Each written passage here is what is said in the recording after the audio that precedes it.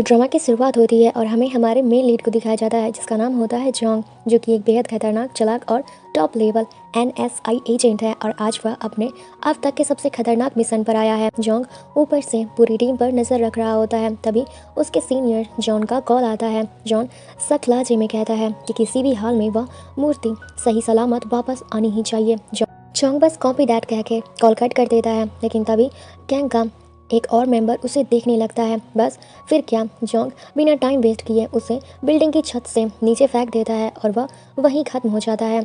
और इस हादसे से सारे गैंग मेंबर्स अलर्ट हो जाते हैं और तभी जोंग की शानदार एंट्री होती है, बिल्कुल फिल्म स्टाइल में। अब गैंगस्टर उस पर टूट पड़ते हैं, लेकिन जोंग कोई आम इंसान नहीं था। उसकी मार्शल आर्ट की ट्रेनिंग और बिजली जैसी फुर्ती वह सबको धूल चटा देती है और एक एक करके सारे बदमाश नीचे गिरते हैं। लेकिन तभी एक आदमी मौका पाकर मूर्ति और पैसे लेकर के कार में फरार हो जाता है। जोंग फौरन बाइक पर सवार होकर के उसका पीछा करता है और छलांग लगा करके उस कार की छत पर चढ़ जाता है, कांच तोड़कर अंदर घुसता है और दोनों के बीच में जबरदस्त फाइट होता है। लेकिन तभी कार का भयंकर एक्सीडेंट हो जाता है और आग के लपट चारों तरफ फैल जाते हैं और सबको लगता है कि जोंग भी गया, पर नहीं। उसी आग के बीच से जोंग निकलता है और एक हाथ में मूर्ति, दूसरे हाथ में वह आदमी। क्या ही सिनेमैटिक सीन था। फिर सीन कट होता है और NSI ऑर्निफिस पर, जहाँ जॉन उस मूर्ति को ध्यान से देख रहा होता है, लेकिन मूर्ति का एक हाथ टूट गया था। जोंग को अचानक याद आता है कि उसने जब मैनेजमेंट को डराने के लिए एक गोली चलाई थी तो वह स्लिप होकर के शायद मूर्ति पर लग गई होगी। जॉन का चेहरा सख्त हो जाता है और वह गुस्से में जोंग पर बरस पड़ता है। कुछ देर बाद वह दोनों NSI डायरेक्टर्स के पास जाते हैं और उन पर बुरी तरीके से चिल्लाता है और जॉन को ऑर्डर देता है कि जोंग को फ़ौरन नौकरी से निकाल दो। जोंग उसे समझाने की कोशिश करता है, सर, जोंग हमारा बेस्ट एजेंट है और उसे ऐसे नहीं निकाला जा सकता। डायरेक्टर भड़क जाता है और कहता है, अगर इतना ही शानदार है तो एक नामुमकिन मिशन पूरा करके दिखाओ। यहीं से शुरू होती है कहानी का एक नया ट्विस्ट। डायरेक्टर बताता है कि एक स्कूल के बारे में ओरिएंटल कन्वेंट है और यह स्कूल 50 साल पहले एक आदमी ने शुरू किया था जिसका नाम था ओरिएंटल। दिखने में शरीफ पर अंदर से बेहद चालाक और बेईमान था। उस वक्त का राजा उस पर बहुत भरोसा करता था और जब उसकी तबीयत बिगड़ी तो उसने अरबों रुपए का सोना ओरिएंटल को सौंप दिया ताकि वह उस सोने से गरीबों की मदद कर सके। लेकिन ओरिएंटल ने वह सारा सोना खुद रख लिया और जब लोगों को सच्चाई का पता चला तो उन्होंने राजा के महल पर हमला कर दिया, लेकिन तब तक देर हो चुकी थी। ओरिएंटल वो सारा सोना कहीं छुपा चुका था। जॉन बताता है कि एजेंसी को शक है कि वह सोना आज भी उस स्कूल में छिपा हुआ है और वह कहता है कि जोंग, अब तुम्हें स्कूल में एक स्टूडेंट बन करके जाना होगा और उस सोने को ढूंढना होगा। जोंग हैरान होकर के कहता है कि मैं स्टूडेंट जैसा दिखता भी नहीं हूँ। जॉन मुस्कुरा कर जवाब देता है, नहीं जोंग, तुम अब भी काफ़ी यंग लगते हो और यह मिशन सिर्फ तुम ही कर सकते हो और अपनी नौकरी से बेहद प्यार करने वाला। जोंग आखिरकार इस मिशन के लिए तैयार हो जाता है और यहीं से शुरू होती है उसका सबसे अजीब, खतरनाक और इंटरेस्टिंग मिशन। दूसरी तरफ सीन कट हुआ और शो को दिखाया जाता है। एक चुलबुली लड़की, थोड़ी लापरवाह लड़की, जो अपने प्रिंसिपल की बर्थडे पार्टी में आई होती है। शुरुआत में सब कुछ ठीक चल रहा होता है, लेकिन थोड़ी ही देर में शुआ इतनी ज़्यादा ड्रिंक कर लेती है कि कंट्रोल ही नहीं हो पाता है। नशे में वह प्रिंसिपल से उलझ जाती है और मजाक मजाक में उसके बाल खींच लेती है। तभी उसके सामने उसका बिग निकल जाता है और वहाँ मौजूद सबको पता चलता है कि उसका प्रिंसिपल तो टकला निकला। तो पूरी तरीके से सब लोग शॉक हो जाते हैं, माहौल एकदम शॉकिंग हो जाता है और शुआ टल्ली हालत में वहाँ से निकल जाती है। और अब सीन शिफ्ट होता है शुआ की माँ के रेस्टोरेंट पर, जहाँ पहले से जोंग और उसकी टीम बैठकर खाना खा रहे होते हैं। तभी कुछ गुंडे वहां आ जाते हैं और शुआ की मॉम से बदतमीजी करने लगते हैं। शुआ बीच में आती है और उन्हें रोकने की कोशिश करती है, लेकिन उल्टा वो लोग उसे ही परेशान करने लगते हैं। और फिर जोंग का धांसू एंट्री मोमेंट आता है और वो चुपचाप उठता है और पलक झपकते ही उनकी धुलाई करना शुरू कर देता है। उसके मूव्स, उसकी ताकत और सब कुछ देख करके शुआ दंग रह जाती है। उसके चेहरे पर एक साफ साफ खुशी दिख रही होती है और वो जोंग से पूरी तरीके से इम्प्रेस हो चुकी होती है। फाइट खत्म होते ही जोंग बिना कुछ कहे रेस्टोरेंट से बाहर चला जाता है और तभी कहानी फ्लैशबैक में जाती है जोंग के पास्ट में। दरअसल जोंग एक अनाथ लड़का था। बचपन में स्कूल के बच्चे उसे खूब बुली करते थे क्योंकि उसके पास कोई परिवार नहीं था। उसके पिता भी एक NSI एजेंट थे जो कि एक मिशन पर गए थे लेकिन कभी लौट कर नहीं आए। जोंग के जो पिता होते हैं उसके साथ जो काम करता था उसने जोंग को अडॉप्ट कर लिया और अपने बेटे की तरह पाला। उसी की देख रेख में जोंग बड़ा हुआ और एक दिन NSI एजेंट बन गया। और अब अगले दिन जोंग ने एक मिशन की तैयारी करनी शुरू कर दी थी। टीम उसके लिए फेक आइडेंटिटी, रिपोर्ट कार्ड और स्कूल एडमिशन की पूरी फाइल तैयार कर ली थी। जोंग के लिए यह सब कुछ बेहद अजीब था, क्योंकि वह अपने स्कूल लाइफ से नफरत करता था। लेकिन अब उसकी मिशन ड्यूटीज़ है, तो फिर वो मना कैसे कर सकता है। इसलिए अगले ही दिन वह स्कूल पहुंचता है और वहीं पहले दिन ही उसकी मुलाकात होती है शुआ से। शुआ उसे पहचान लेती है और तुरंत डांटना शुरू करती है कि इतनी कम उम्र में शराब पीते हो और शर्म नहीं आती तुम्हें, तुम्हारे पेरेंट्स तुम्हें रोकते नहीं है क्या। जोंग बस मुस्कुराता है और माफ़ी मांगता है और अब अपनी क्लास की तरफ चला जाता है। जैसे ही वह क्लास में एंटर करता है, सबकी नज़रें उस पर टिक जाती हैं। लड़कियाँ उसकी पर्सनैलिटी को देख करके दंग रह जाती हैं और सब उससे बात करने की कोशिश करते हैं, लेकिन जोंग किसी को भाव नहीं देता। तभी हमें पता चलता है कि जोंग की बेटी येना भी उसी क्लास में पढ़ती है। अब क्लास के बाद येना जोंग को छत पर बुलाती है और कहती है कि प्लीज़ मेरी शिकायत डैड से मत करना। जोंग मुस्कुराकर वादा करता है और वापस अपनी क्लास में लौट जाता है। स्कूल की छुट्टी होते ही जोंग बाहर निकलता है और तभी उसकी नज़र एक पुरानी बंद बिल्डिंग पर पड़ती है, जिसके बाहर बड़ा सा बोर्ड लगा होता है और यहाँ आना मना है। जोंग को कुछ अजीब महसूस होता है और वह उस बिल्डिंग के पास जाता है। दरवाज़ा पर ताला लगा होता है, लेकिन तभी उसकी नज़र बिजली के मीटर पर जाती है और वह शॉक्ड रह जाता है, क्योंकि वह मीटर अभी भी चल रहा होता है। तभी उसे कुछ बच्चे दिखाई देते हैं जो एक लड़के ली को परेशान कर रहे होते हैं। उनमें से एक लड़का हंगिल जोंग को देख करके उसकी तरफ बढ़ता है और उसे भी बुली करने की कोशिश करता है, लेकिन जोंग बिना रिएक्ट किए उन्हें इग्नोर कर देता है और क्लास में लौट जाता है। बाद में वो ली से उस बिल्डिंग के बारे में पूछता है, जिस पर ली बताता है कि वो हॉरर बिल्डिंग है। जोंग उसकी बातों को बकवास समझ करके छोड़ देता है। रात को घर पहुंच करके जोंग वह पूरी बात अपने बॉस जोंग को बताता है और कहता है कि मुझे लगता है कि उस बिल्डिंग में कुछ तो गड़बड़ है, मैं आज रात वहीं जा करके तलाशी लूँगा। और बस यहीं से शुरू होता है कहानी का एक नया रहस्यमय मोड़। रात के सन्नाटे में मास्क पहने जोंग धीरे धीरे उस पुरानी बिल्डिंग के पास पहुंचता है और वह सावधानी से दरवाज़ा खोलने ही वाला होता है कि तभी पीछे से किसी की आवाज़ आती है। जोंग पलटता है तो सामने शुआ खड़ी होती है, हाथ में बंदूक लिए।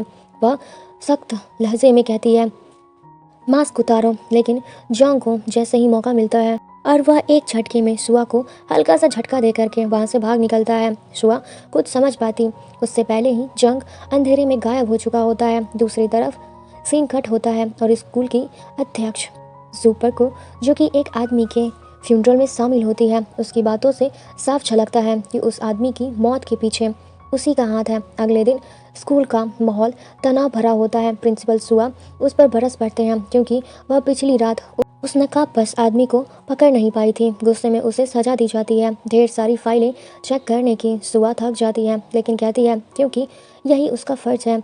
उसी बीच जोंग अब भी उस रहस्यमय बिल्डिंग पर नज़र रखा हुआ होता है। तभी उसकी नज़र पड़ती है मियोंग जू का असिस्टेंट उसी बिल्डिंग के अंदर जा रहा होता है। जोंग उसका पीछा करने लगता है और तभी सिक्योरिटी गार्ड आ करके रास्ता रोक देता है और सख्त लहजे में कहता है कि यहाँ आना मना है, वापस जाओ। जोंग पीछे हटता है, लेकिन तभी उसकी नज़र पास की डस्टबिन पर पड़ती है, जहाँ से कोई अजीब सी आवाज़ आ रही होती है।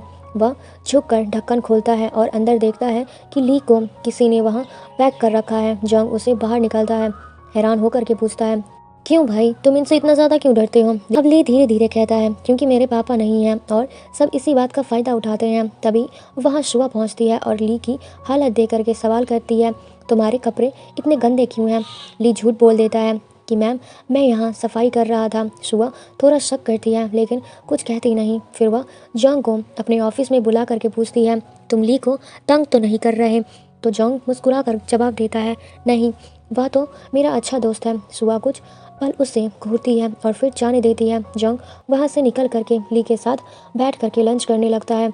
लंच के दौरान जोंग ली से उस बिल्डिंग के बारे में पूछता है। ली धीरे धीरे उसकी डरावनी कहानी बताने लगती है। वह कहता है कि कई साल पहले वहाँ एक डांस क्लास हुआ करती थी, जहाँ एक लड़की थी आरोही और उसका सपना था दुनिया की सबसे बेस्ट डांसर बनना, लेकिन उसकी क्लासमेट उसे बहुत तंग करती थी और एक दिन उससे परेशान करते हुए उसका भयानक एक्सीडेंट हो गया और उसके दोनों पैर कट गए। और जब उसका डांस करने का सपना टूट गया तो उसने उसी बिल्डिंग में अपनी जान दे दी।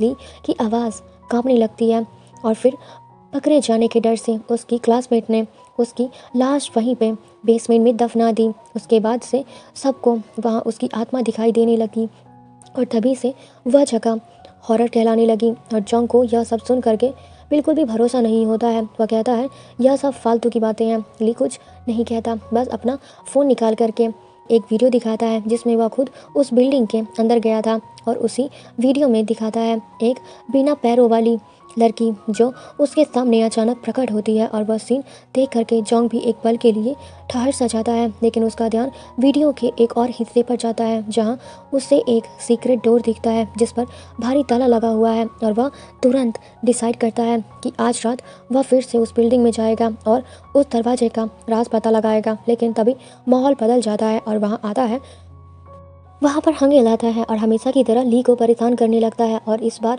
तो हद कर देता है। ली के खाने में थूक रख देता है और उसे ज़बरदस्ती वह खाना खाने के लिए कहता है। ली बेबस होकर के खाना उठाता है, लेकिन तभी जोंग उसका हाथ पकड़ लेता है और सबके सामने जोंग गुस्से में हंगेल की ज़बरदस्त पिटाई कर देता है। पूरा स्कूल चौंक जाता है, लेकिन बाकी बच्चे खुश होते हैं क्योंकि हंगेल हमेशा उन्हें परेशान किया करता था। बट तभी वहाँ शुआ आ जाती है और सबके सामने जोंग को पकड़ लेती है। वह गुस्से में कहती है कि तुम सारी हदें पार कर रहे हो, पहले शराब पीना और अब बच्चों को मारना, आखिर तुम्हें हो क्या गया है। जोंग कुछ पल चुप रहता है और फिर शांत लहजे में अपने साइड की पूरी कहानी बताता है और बिना कुछ कहे बोले वहाँ से चला जाता है।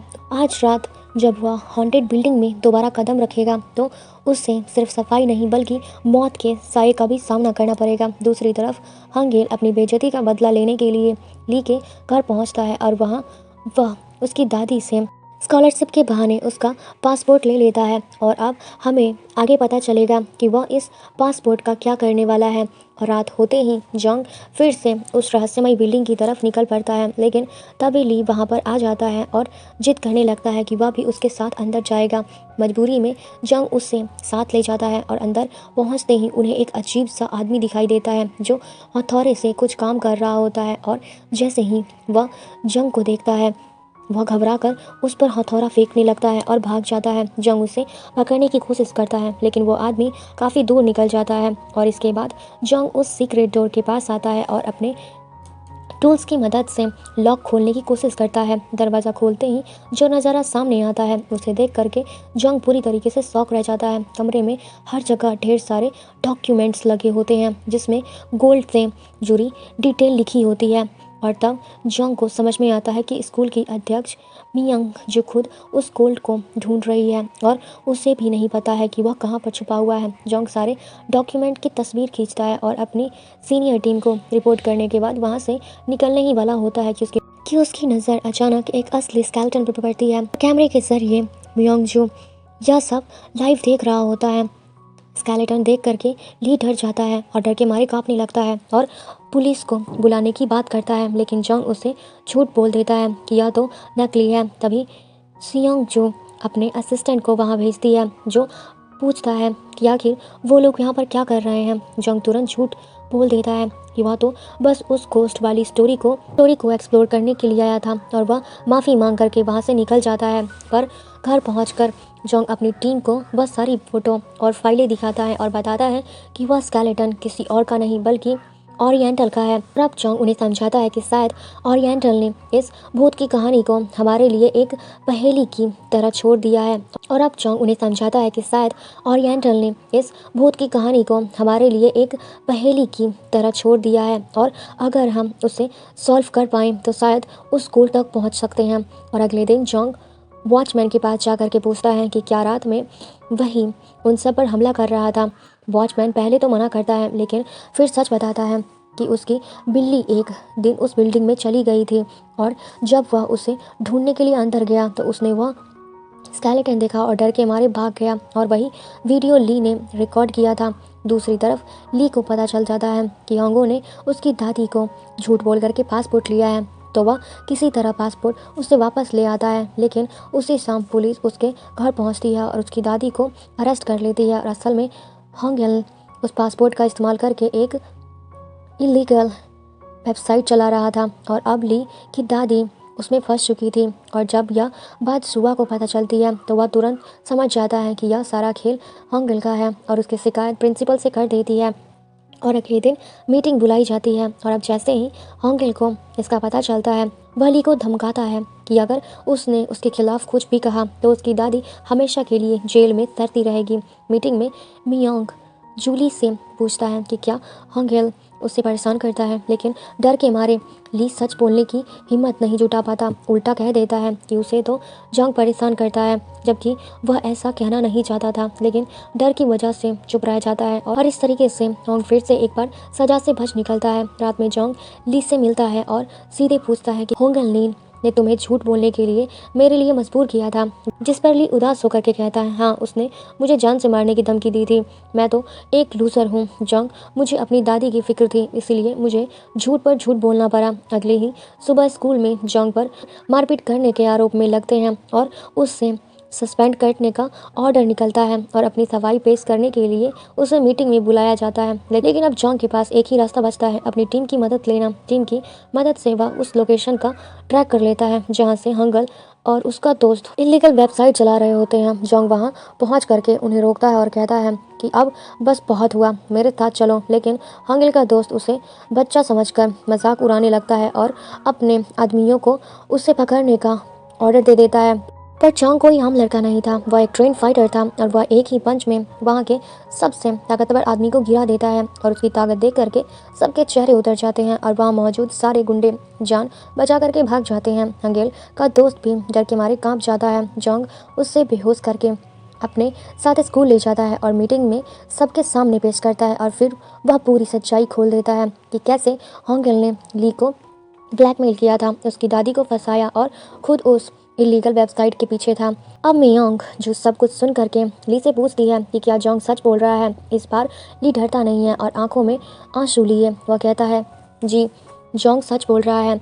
मुझे हमेशा हंगेल ही परेशान करता था और यह सुनकर तुरंत डिसाइड करता है कि हंगेल को स्कूल से सस्पेंड किया जाएगा। और अब कहानी एक नए मोड़ पर आती है और अब अगले दिन जॉन्ग दूसरे हंटेड स्टोरी के बारे में पता लगाने की कोशिश करता है और ली से पूछता है। ली बताता है, 3 साल पहले यहाँ एक क्लास में 2 टॉपर लड़कियाँ थीं, दोनों एक दूसरे से बेहद जलती थीं। मेन एग्जाम में टॉप करने की दीवानगी थी। एक लड़की ने दूसरी को छत से धक्का दे दिया और तभी से उस लड़की की आत्मा क्लास की घड़ी में कैद हो गई है। और इसी बीच ली की मदद करते करते जोंग और शुआ काफ़ी क्लोज आ जाते हैं और शुआ को उसके लिए फीलिंग्स आने लगती हैं। दूसरी तरफ जोंग उस घड़ी के पास पहुंचता है और उसी बिल्डिंग से मिली चाबी से खोलने की कोशिश करता है, लेकिन ताला नहीं खुलता। तभी वहाँ येना आती है और कहती है कि हमारे स्कूल में ऐसी 2 घड़ियाँ हैं, एक यहाँ और दूसरी काउंसलिंग रूम में है। जोंग को समझ में आ जाता है कि यह चाबी उसी दूसरी घड़ी की है और वह काउंसलिंग रूम में जाने की कोशिश करता है, लेकिन वहाँ हेला उसे रोक लेती है और कहती है कि इस कमरे में सिर्फ काउंसलिंग मेंबर्स ही जा सकते हैं, अगर अंदर जाना है तो पहले काउंसलिंग मेंबर बनो। और अब जोंग काउंसलिंग मेंबर बनने की फैसला कर लेता है और सुआ के पास जा करके पूछता है कि मुझे क्या करना होगा मेंबर बनने के लिए। सुआ मुस्कुरा कर बताती है कि एग्ज़ाम क्लियर करना होगा। जोंग अब पूरे जोश में एग्ज़ाम की तैयारी में जुट जाता है। एग्ज़ाम से एक दिन पहले जोंग स्कूल नहीं आता तो शुआ को उसकी बहुत चिंता होती है और वह उससे कॉल करती है, तो जोंग बहाना बना देता है कि उसकी तबीयत ठीक नहीं है और अब वह एग्ज़ाम नहीं दे पाएगा। सुआ को उसकी बातों में कुछ अजीब लगता है तो वह खुद उसके लिए खाना लेकर के उसके घर जाने का फैसला करती है। अब जब जोंग को पता चलता है तो उसके होश उड़ जाते हैं, क्योंकि जिस एड्रेस को उसने अपना घर बताया था वहाँ तो अभी तक कुछ भी सेट नहीं हुआ था। इसीलिए वह अपनी टीम को फ़ौरन बुला करके कहता है कि जल्दी करो, सब फर्नीचर अंदर डालो और घर को सेट करो। सब लोग मिलकर रातों रात वह घर सेट कर देते हैं ताकि वह असली लगे। लेकिन जैसे ही वह सब लोग निकलने की तैयारी करते हैं, सुबह पहुँच जाती है और सब लोग किचन के अंदर वाले कवर्ड में छुप जाते हैं। माहौल एकदम टेंशन भरा हो जाता है और तभी सुआ उस कवर्ड का दरवाज़ा खोल देती है और इसी बीच जोंग का पैर फिसल जाता है और वह सीधा सुआ पर गिरता है। दोनों एक दूसरे के बहुत करीब आ जाते हैं और उन दोनों के बीच में एक प्यारा सा किस हो जाता है जो देखने में काफी ज्यादा रोमांटिक लग रहा होता है। दोनों की नजरों का सामना बस कुछ सेकंड के लिए होता है, मगर वह पल जैसे थम सा जाता है। सुआ जल्दी से उठती है और थोड़ा घबरा जाती है और थोड़ी सी घबराई हुई आवाज़ में पूछती है कि तुम लोग कबर्ड के अंदर क्या कर रहे हो। तभी जॉन्ग की टीम फौरन बहाना बना देती है और कहती है हम तो उसे सरप्राइज देने के लिए आए थे। सुआ को बात थोड़ी अजीब सी लगती है, लेकिन वह ज़्यादा कुछ कहे बिना मुस्कुराती है और वहाँ से चली जाती है। सब लोग राहत की सांस लेते हैं। अगले दिन जॉन्ग का एग्ज़ाम होता है और उसने ठीक से पढ़ाई नहीं की होती है, तो थोड़ा नर्वस होकर एग्ज़ाम देता है। और अब अगले दिन सुआ रिजल्ट अनाउंस करती है और शॉकिंगली जॉन्ग 10th पोजीशन पे आ जाता है, जबकि ये ना फिर से टॉप कर जाती है। जॉन्ग को अपनी पोजीशन से ज़्यादा इस बात की खुशी होती है कि अब वह ऑफिशियली काउंसलिंग मेंबर बन गया है। उसी दिन वह काउंसलिंग रूम में जाता है और उस मिस्टीरियस क्लॉक को चेक करने लगता है, लेकिन तभी वहाँ हेला आ जाती है और जॉन्ग को डिनर के लिए इनवाइट करती है। जॉन्ग के पास मना करने का कोई रीज़न नहीं होता है और वह मजबूरन उसके साथ चला जाता है। वहाँ येना भी मौजूद होती है और डिनर के दौरान और हेला की बातों से साफ झलकता है कि वह मन ही मन जॉन्ग को पसंद करने लगी है। डिनर के बाद हेला कट जाती है जहाँ उसकी माँ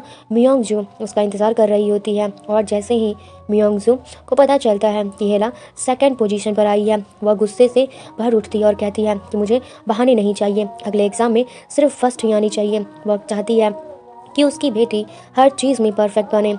इसके बाद मिंगजू एक बुजुर्ग राइटर से मिलने के लिए जाती है जो कभी ओरिएंटल के साथ काम कर चुकी थी और वो उससे कहती है कि मुझे ओरिएंटल के सारे सीक्रेट बताओ, मगर वो राइटर साफ मना कर देती है। मियोंगजू का गुस्सा 7वें आसमान पर पहुंच जाता है और वह अपने असिस्टेंट को आदेश देता है कि इस आदमी के बारे में जितनी भी जानकारी मिल सके सब निकालो। दूसरी तरफ जॉन्ग फिर से उस क्लॉक रूम में जाता है और वहाँ उसे एक लेटर मिलता है। मुझे तुम्हारे बारे में सब कुछ पता है एजेंट। और यह पढ़ते ही जॉन के हाथ पैर कांपने लगते हैं। कोई उसकी असली पहचान जान चुका था। अगले ही दिन वह जॉन के साथ डायरेक्टर के पास जाकर के सारी बात बताता है, लेकिन डायरेक्टर गुस्से में फट पड़ता है कि तुम्हें मिशन की अहमियत का ज़रा भी एहसास नहीं है और एक काम भी ठीक से नहीं कर पाए हो। वह तुरंत अपने असिस्टेंट को कॉल करता है और कहता है कि सारे स्टाफ का डाटा मेरे पास लाओ। और तभी जॉन जॉन्ग से कहता है कि उस रूम का सीसीटीवी फुटेज चेक करूंगा, शायद कुछ पता चले। अगले दिन वह अपने स्टूडेंट प्रेसिडेंट के पावर का इस्तेमाल करके सीसीटीवी रूम में आ जाता है और फुटेज चेक करने लगता है, लेकिन वहाँ कुछ भी नहीं होता। सब रिकॉर्डिंग डिलीट हो चुकी थी, किसी ने पहले ही सब कुछ मिटा दिया था। तभी सीन कट होता है और मियोंगजू की तरफ जो एक शूटिंग लोकेशन पर होती है और शॉकिंगली वह राइटर पेड़ से बंधा हुआ होता है। तभी उसका असिस्टेंट आकर के कहता है कि मैडम आपके कहे मुताबिक वो रिकॉर्डिंग मैंने साफ सुथरे तरीके से डिलीट कर दी है। मियोंगजू कहती है कि अब जॉन्ग के बारे में हर छोटी से छोटी बात मुझे चाहिए। उसी वक्त जॉन्ग के फ़ोन की घंटी बजती है।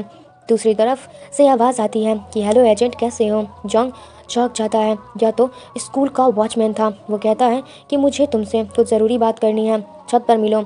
जॉन्ग तुरंत वहाँ पहुँचता है, लेकिन जब वह पहुँचता है तब तक छत पर कोई और होता है और एक मास्क पहना हुआ आदमी वह वॉचमैन से कहता है कि तुम तो मुझे पहले ही मिल चुके हो, और फिर अचानक उस पर हमला कर देता है।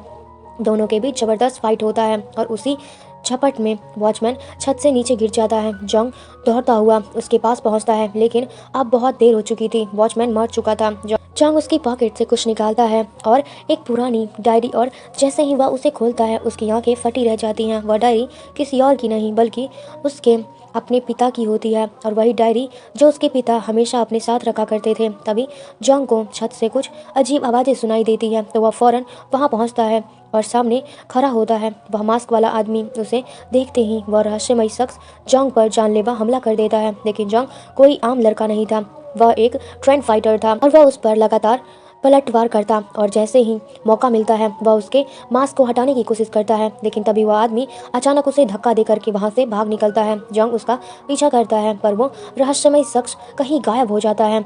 गुस्से से भरा हुआ जॉन्ग अब सीधे डायरेक्टर के ऑफिस में पहुँचता है और चिल्लाते हुए पूछता है कि मेरे डैड कहाँ हैं और उसकी डायरी उस वॉचमैन के पास कैसे पहुँची। पहले तो डायरेक्टर कुछ नहीं बोलता, लेकिन जब जॉन्ग उसे धमकाता है तो वह पूरी सच्चाई उगल देता है। दरअसल जॉन्ग के डैड भी इसी मिशन पर भेजे गए थे और अब तक वह लापता है। डायरेक्टर कहता है कि मुझे नहीं पता था कि वह जिंदा है या नहीं है। यह सुनकर जॉन्ग का गुस्सा फट पड़ता है और वह डायरेक्टर को मारने ही वाला होता है कि तभी वहां जॉन्ग आ जाता है और उसे रोक लेता है। जॉन्ग उसे शांत करते हुए कहता है कि ऐसा करने से तुम्हारे पिता वापस नहीं आएंगे। अगर सच में उन्हें ढूंढना है तो तुम्हें मिशन पूरा करना होगा। यह सुनकर जॉन्ग की आंखों में आंसू आ जाते हैं और वह इमोशनल हो जाता है और अपने पिता की याद में खो जाता है। तभी जॉन्ग अपनी जेब से एक पुरानी फ़ोटो निकालता है जिसमें वह और जॉन्ग के डैड साथ में होते हैं। वो फ़ोटो देख करके जॉन्ग चुपचाप वहाँ से चला जाता है। अगले दिन पूरे स्कूल में सनसनी मच जाती है क्योंकि वॉचमैन की मौत से सभी डर के मारे कांप रहे होते हैं। साय की वजह से सबको लगता है कि यह काम उसी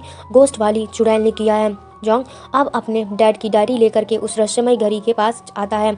डायरी में उसके पिता ने कुछ क्लूज लिखे होते हैं। जैसे ही वह उन क्लूज को फॉलो करता है, घड़ी से एक म्यूजिक साउंड निकलता है। तभी वहाँ पर स्वा आ जाती है और पूछती है कि क्या तुम्हें वॉचमैन की मौत के बारे में पता है। जॉन्ग झूठ बोल देता है, लेकिन स्वा गुस्से में कहती है कि मुझसे झूठ मत बोलो जॉन्ग, मैंने तुम्हें वहाँ देखा था। दरअसल उस रात स्वा घर नहीं गई थी और जब वॉचमैन छत से गिरा तो उसने खुद अपनी आंखों से सब कुछ देखा था और यहाँ तक कि उस मास्क वाले आदमी को भी। स्वा उसे धमकाती है कि मैं सब कुछ पुलिस को बता दूंगी। जॉन्ग तुरंत दरवाजा बंद कर देता है और उसे दो चॉइस देता है, या तो तुम यह मिशन लीक करके खुद जेल चली जाओ या फिर मेरा साथ दो। स्वा डर जाती है और कुछ नहीं कहती, वो चुपचाप वहाँ से चली जाती है। और वहीं दूसरी तरफ हम म्योंग जू को देखते हैं जो किसी से मिलने आई होती है और तभी उसका दिमाग पुराने दिनों में चला जाता है। अब फ्लैशबैक में दिखाया जाता है कि वह वॉचमैन से मिल रही थी और तभी वही खुलासा होता है कि वह भी एक सीक्रेट एजेंट था जिसने अपनी टीम को धोखा दे करके अकेले ही उस गोल्ड को ढूंढने का फैसला किया था। अब मिंग जू से गुस्से में कहती है कि मुझे तुम्हारे सारे राज पता चल गए हैं, अब मैं तुम्हें एक्सपोज कर दूंगी। जिस पर वॉचमैन कहता है कि मुझे भी तुम्हारे सारे काले सच पता चल गए हैं, अब मैं सब कुछ जॉन्ग को बता दूंगा। यह सुनकर म्योंग जू डर जाती है और अपने असिस्टेंट को उसे खत्म करने का ऑर्डर दे देती है। और अब सामने आता है सबसे बड़ा ट्विस्ट, यह मास्क वाला आदमी कोई और नहीं बल्कि म्योंग जू का असिस्टेंट ही होता है। कहानी फिर प्रेजेंट में लौटती है और जहां म्योंग जू किसी से कह रही थी आखिर और कितने खून करने पड़ेंगे मुझे उस सोने को ढूंढने के लिए। और बस इसी डायलॉग के साथ सीन ब्लैकआउट हो जाता है और दूसरी तरफ हम जॉन्ग को देखते हैं जो अपने डैड की डायरी पढ़ते हुए भूत की तीसरी कहानी तक पहुंच चुका होता है। एक ऐसी कहानी जिसमें एक पियानो का जिक्र होता है और उसी के अंदर छुपा होता है गोल्ड का अलग क्लू। और यह जानकर जॉन्ग तुरंत शुआ को बताता है, जिस पर शुआ कहती है वह पियानो शायद मिंग जू के ऑफिस में रखा हुआ है, लेकिन वहां तक पहुंचना लगभग नामुमकिन है। जॉन्ग सोच में पड़ जाता है और पूछता है कि क्या ऐसा कोई तरीका नहीं है जिससे हम वहां तक पहुंच सकें। तभी शुआ बताती है कि अगले हफ्ते स्कूल में एक ग्रैंड पार्टी है और शायद उसी दिन तुम्हें मौका मिल पाएगा उस पियानो को चेक करने का। यह सुनकर जॉन्ग उसकी बात मान लेता है और अपनी पूरी टीम को इकट्ठा करके सुबह से मिलवाता है और फिर सब मिल करके परफेक्ट प्लान बनाना शुरू करते हैं। जॉन्ग बताता है कि उन्होंने वहाँ की पूरी सिक्योरिटी सिस्टम का पता लगा लिया है और वह सबको समझाता है कि जब सारे लोग नीचे पार्टी में बिजी होंगे तभी तुम्हें और शुआ को ऊपर वाले कमरे में घुसना होगा और वह रूम सिर्फ म्योंग जू के फिंगरप्रिंट से ही खुलता है। लेकिन याद रखना, जैसे ही तुम अपनी फिंगरप्रिंट लगाओगे उसका नोटिफिकेशन सीधा म्योंग जू के पास चला जाएगा। तभी जॉन्ग की टीम में से एक लड़की बोलती है कि उसकी चिंता मत करो, मैं उसका फ़ोन हैक कर लूँगी और वह नोटिफिकेशन डिलीट कर दूंगी। इसी बीच जॉन्ग सुआ को फाइट टेक्निक सिखाने लगता है और इन्हीं पलों में दोनों एक दूसरे के बेहद क्लोज आ जाते हैं। और तभी प्यारा सा ट्वीट सामने आता है और पता चलता है कि बचपन में यह दोनों एक ही क्लास में पढ़ते थे, लेकिन अब दोनों के नाम बदल चुके हैं, इसीलिए एक दूसरे को पहचान नहीं पाए हैं। और अब कहानी आती है पार्टी नाइट पर, जहाँ हर तरफ रोशनी, म्यूजिक और ग्लैमर का माहौल होता है। म्योंग जू अपने ऑफिस में तैयार हो रही होती है और तभी उसे एक कॉल आता है। कॉल देख करके उसके चेहरे पर अलग सी स्माइल फैल जाती है, मानो वह किसी बड़े गेम की प्लानिंग कर रही हो। उधर जॉन्ग और उसकी टीम पार्टी में पहुंचते हैं और वेटर बनकर एंट्री कर लेते हैं, जबकि जॉन और फातिमा बाहर खड़ी एक बैंड से पूरा मिशन कंट्रोल कर रहे होते हैं। पार्टी में जॉन्ग की नज़र सुआ पर पड़ती है जो आज पहले से कहीं ज़्यादा खूबसूरत लग रही होती है। उसे देखकर जॉन्ग के बचपन की यादें ताज़ा हो जाती हैं, जब वह दोनों 10 साल के थे और एक दूसरे को प्रपोज किया था। और अब प्रेजेंट में सुआ शर्माते हुए पूछती है कि मैं कैसी लग रही हूँ, जिस पर जॉन्ग कूल बनते हुए कहता है हाँ ठीक ठीक लग रही हो।